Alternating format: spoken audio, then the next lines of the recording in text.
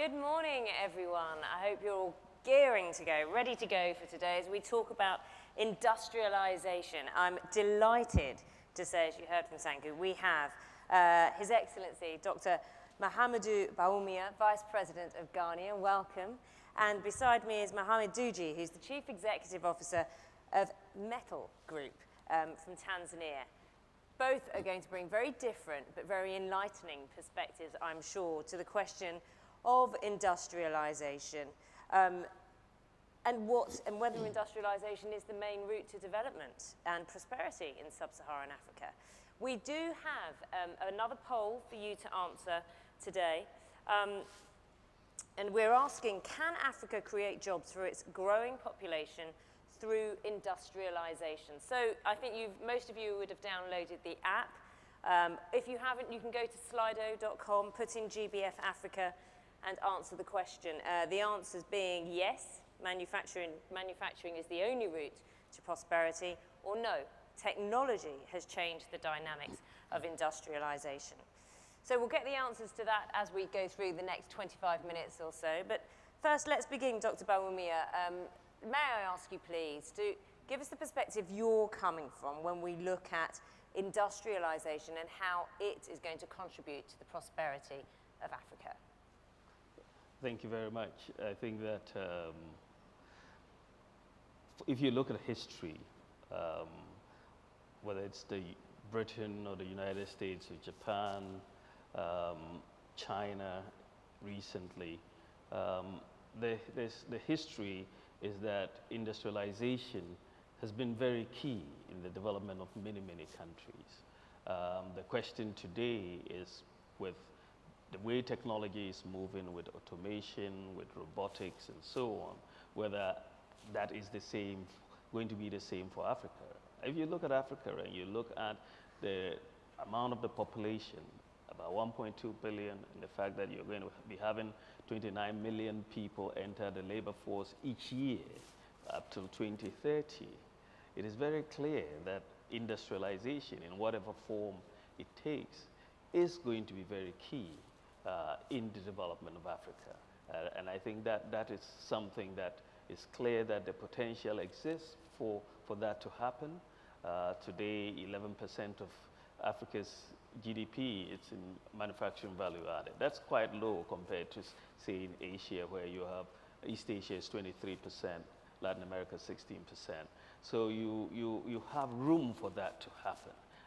And so we, I think, in Africa are very clear, and this is why you have 26 countries that have industrial development plans in Africa today, and I think it's very clear that industrialization will be a key for development and prosperity in Africa going forward. And of course, the flip side to that is what role technology plays, Mohamed, in terms of, is it a rival to industrialization, or can the two be side by side when it comes to pushing prosperity? You're coming from the angle of head of METL. Tell us where you're coming from and what you're hoping for. So I'll give you a live example of myself. I got back to Tanzania in 1998. Our family business was predominantly a trading house, meaning imports and exports. But today, 17, 18 years later, we have over 41 industries. So everything from edible oils to cooking fats to margarines to soaps and detergents and grain milling and textiles. These were products that my father used to import from all over the world.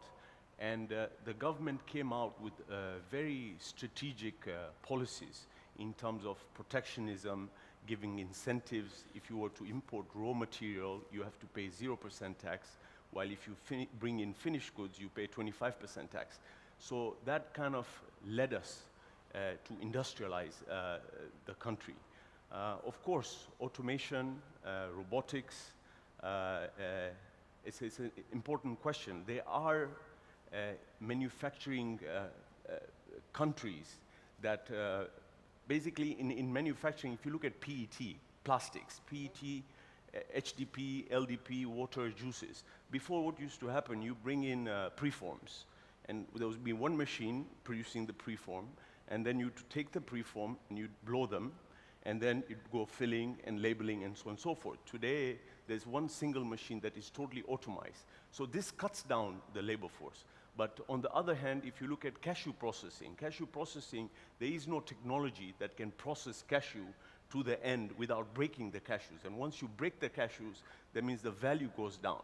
So it depends industry to industry, but I think it should complement. You mentioned government there, and obviously, Doctor, this is where you come in terms of how you're communicating with businesses, the bigger idea of industrialization versus technology. Tell us where you're coming from now as Vice President at Ghana. Well, thank you very much. Coming from a perspective where I came from the central bank into government as Vice President, looking at the various facets of the economy and the various linkages. Because you were the Deputy Governor of the Central Bank of Ghana, and then literally overnight went into the VP elections. That's right. So we basically have a perspective of trying to understand what the linkages are amongst the various sectors in the macro economy. It's very, very important to set the macro right so that there's stability that will drive industrialization. Investors and entrepreneurs cannot withstand instability, whether it's in the currency or it's inflation, whether it's in interest rates. So that stable macroeconomic environment is a public good that we try to provide. From our perspective as a government in Ghana, we have taken the view that we've got to move the paradigm from a focus on taxation, which tends to be a focus in many countries, a focus on taxation, to a focus on production. And therefore, you've got to put in the very incentives that will allow production to take place. You've got to formalize the economy. In Ghana, for example, we're saying, let's take advantage of technology to formalize the economy so that businesses can work. Let's make sure you issue digital biometric ID cards to everyone. Let's make sure you have a digital address system leveraging on GPS technology. So this year, we've launched digital IDs for everybody in Ghana. This year, we've launched a digital address system, which means you can find everybody. We have 66 billion addresses now in Ghana. Every 5 by 5 square meter of land and water in Ghana has a unique digital address. So it allows for commerce. You can deliver letters, you can deliver goods, and therefore expands the possibilities and opportunities to entrepreneurs. And then you need financial inclusion. And so this year, we are launching the interoperability also next month of the mobile payment systems amongst each other and between them and the banking systems so that you can have financial inclusion. These 3 pillars we are using for formalizing the economy. But beyond that, you've got to have strategies in both agriculture. It's very interesting because people talk about technology, but the point is that it doesn't mean that because there's new technology, you lose your comparative advantage as a continent. In Africa, if you look down the road, and even now, you'd see that the comparative advantage in agriculture and agro-processing is very, very clear. And for businesses that are in this area, you are going to be very competitive across the world. And there's nothing that should stop you and importing the volumes of food that we do in Africa. In Ghana, for example, we import $2 billion annually of food. And we have fertile land and we have water. And we have, tomatoes and so on we could process into tomato paste and all of that. So there's there's room for you to do that. Between Ghana and Cote d'Ivoire, for example, we control 60% of the world's cocoa. 60%. So while some people could form OPEC, we could form COPEC and do cocoa. We can do it. With 60%, once we manufacture the cocoa, because today the farmer gets only 10% of the value of a bar of chocolate, even though we produce all of it. So so Cote d'Ivoire and Ghana, we've gotten together and we've said enough of this. Let us coordinate, let us cooperate, and therefore we can push the value addition in cocoa. I'm going to ask you how you can monitor that as well in a moment. But Mohamed, listening to that stability, progression, a clear plan, how quickly does that translate into business success? How does political ambition translate? So from an entrepreneur point of view, I think there are also challenges in terms of government that need to address. One is infrastructure. It's very, very important. The time the goods come in terms of raw material, the clearance at the port, the efficiencies at the port. Two, Africa lacks rail. Now, my company, we have over 2,000 vehicles. I mean, that's a very tedious business of transporting goods from point A to point B. We all know that the rail is the cheapest mode of transport. I think governments need to invest money in infrastructure. Power is another area of challenge. You need, as industrialists, you need to have good power and relatively competitive power. Now, I'm in the textile industry, and I'm competing with China, and I'm competing with India. So we have cotton with relatively competitive labor. So what I do is I gin cotton, I spin, I weave, I process, I mercerize, I dye. Now we've gone into knitting, and we're also doing garmenting. But the issue is to have consistent power and competitive power. Yes, there are countries like Zambia and Mozambique, they're quite competitive. So I think from our perspective, our government, especially our President Magufuli, is really focusing on these principal areas. One last area is also corruption and red tape. So what our president has done is done a fantastic job. I mean, today corruption levels are very, very low in Tanzania. A lot of people have been prosecuted. A lot of people are in jail. So that's been addressed, one. Two, I read a World Bank report that says if we were to increase berth 13 and 14 in the Dar es Salaam port, our GDP would increase by 1.5%.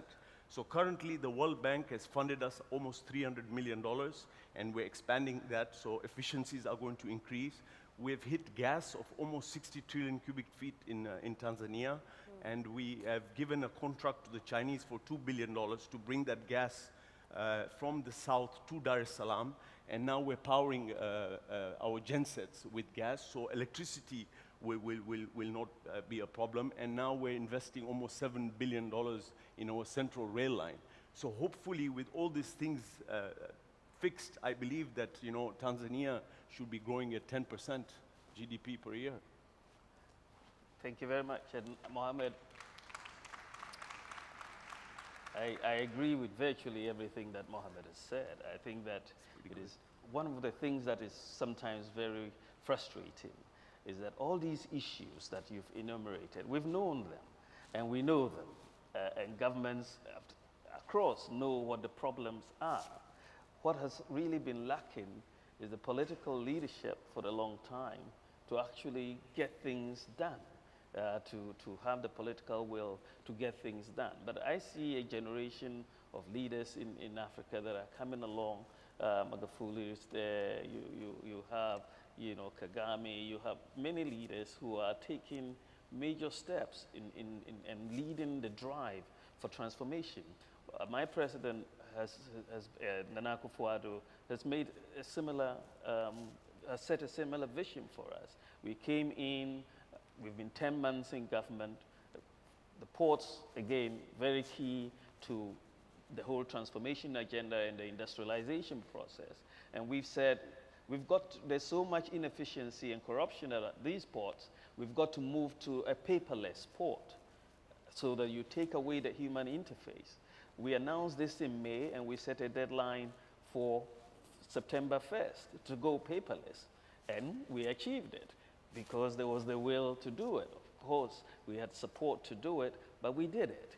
We've gone paperless also at the Registrar General's Department. Today, you can register a business in Ghana, sitting in Dubai, and get your certificate within 24 to 48 hours. You don't need to go and do that. So we are making these reforms so that you can get the industrialization process moving. You said the business environment, right. But we've also known that infrastructure, whether it's rail or energy, is very key. And so you've got to make you know, we've got to go ahead to make the sort of investments in the energy sector that are very important. In Ghana, for example, we have adopted a policy of only investing now in renewables as far as energy is concerned. And we've set the benchmarks. And so any new energy projects that are coming in henceforth will be in the renewable sector. And we think that that will set a new growth industry also in Ghana, and it will help. So I think that we should really focus on addressing some of the challenges. We know the challenges, but we've got to have the will to deal with them.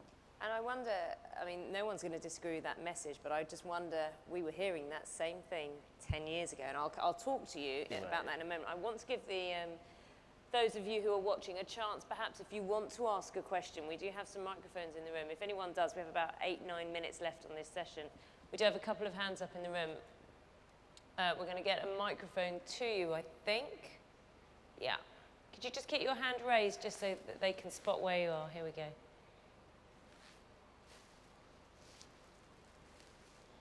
Oh, there's a microphone there. Yeah, lovely. If you just give us your name and your question, please. Good morning. My name is Vinay.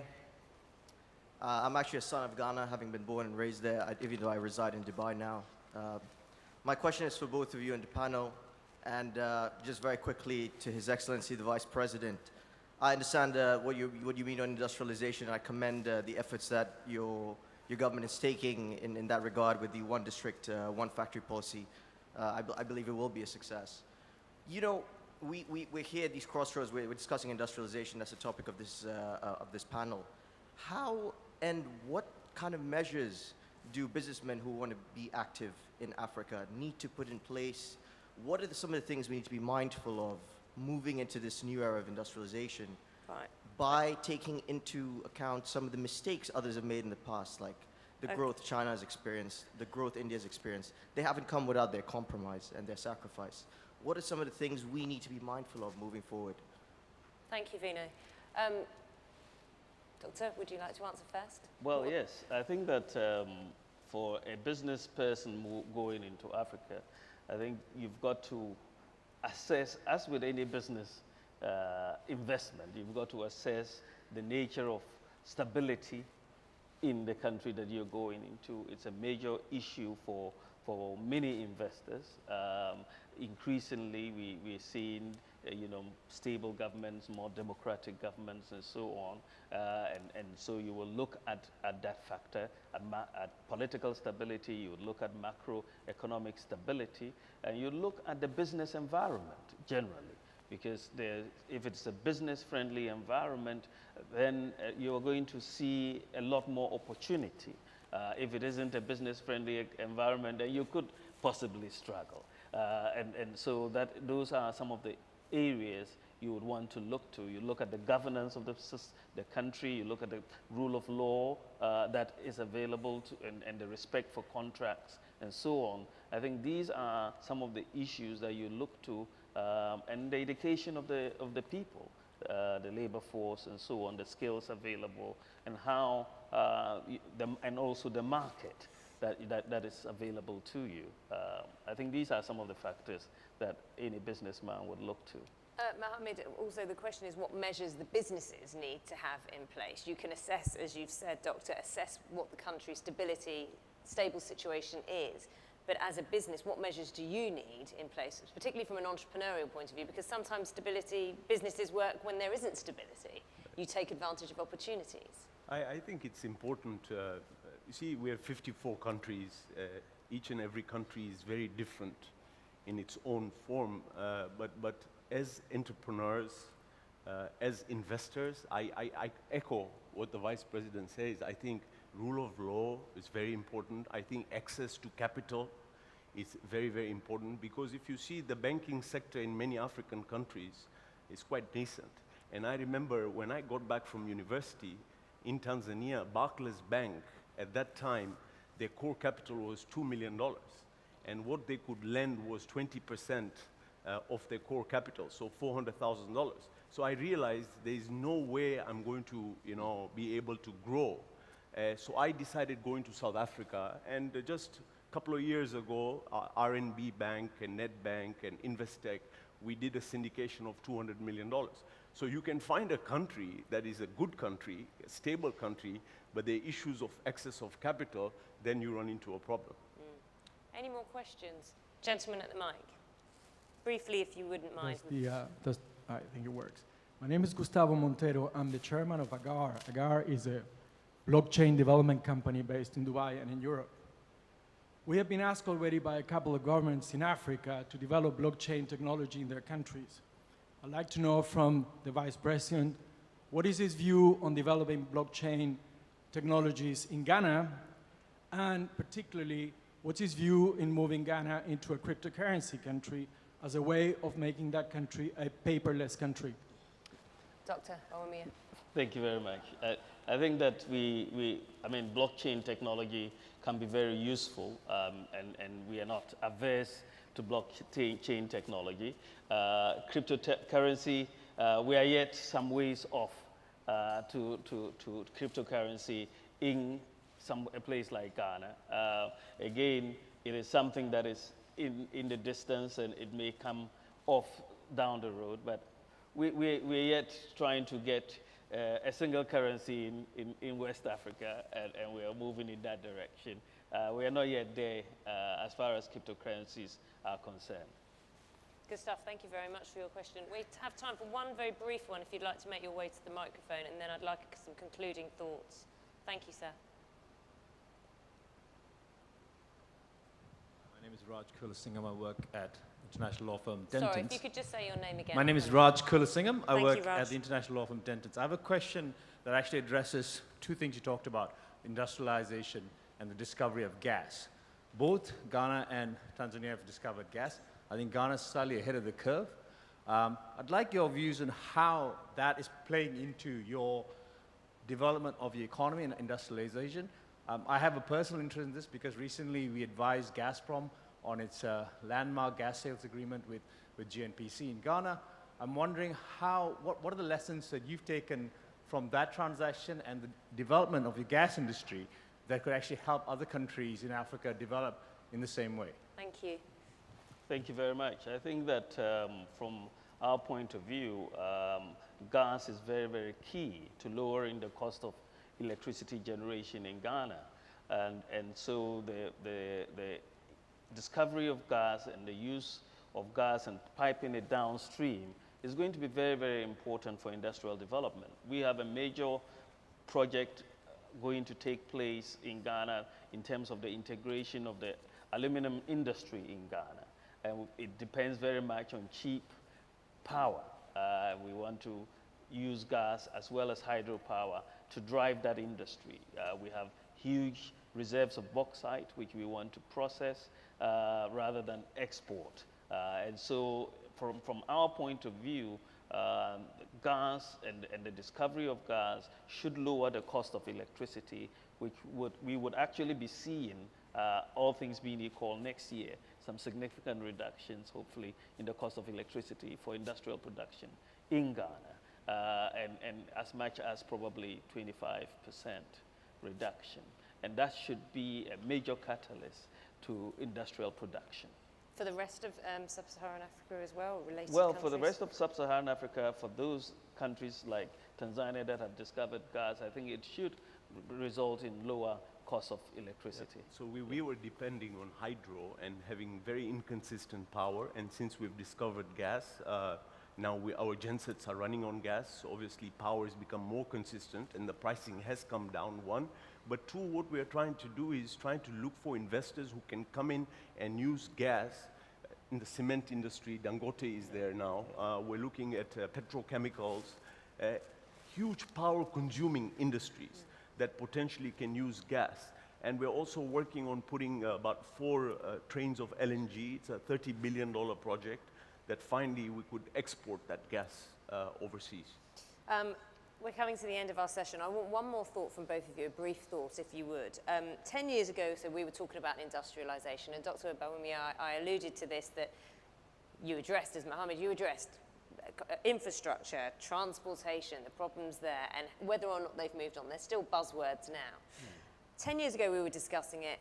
we're not as far as we were saying, or perhaps you both were saying 10 years ago we would be. In 10 years' time, very briefly, Mohamed, how far along the ambition, how much of the ambition would we have achieved? I think we've made strides. That's why 10 years ago I had 0 industries and now I have 41 industries. But I believe now governments and the new leadership have become far more serious and they're addressing the core problems, and I'm hoping in the next 10 years we will not be discussing about these issues again. I think they will be sorted out. I'm confident. That is ambitious. Dr. Bawumia. Thank you. I think I'm also quite optimistic. What I see happening on the continent, what I see happening in my own country, are efforts to address the problems. We've talked about the railway for the longest time. Let's just do it. And we've started to do it. We've even appointed a minister in charge of railways, in particular, to make it done.